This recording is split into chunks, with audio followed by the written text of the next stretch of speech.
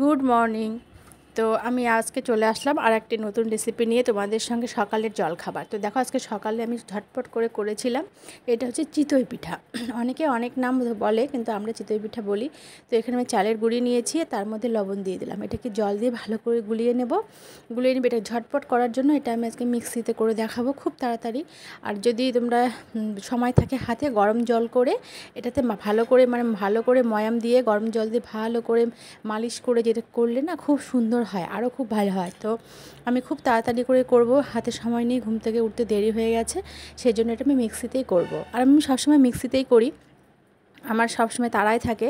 তো আমি দেখো এভাবে এই একটা খোলা নিয়ে নিয়েছি মাটির। তো আমার খোলাটা এখানে ভেঙে গেছে, তো আমি এটাতেই করি। তো এই ভাঙা খোলাতেই করব। তো এটা আমি হিট করে নিয়েছি, নিয়ে এর মধ্যে দিয়ে দিলাম। দিয়ে এবার কিছুক্ষণ পর এটা আমি একদম সিমে রেখে দিয়েছি। কিছুক্ষণ পর দেখবে এরকম হয়ে গেছে, ফুলো ফুলো, দেখেছো কেমন সুন্দর হয়েছে।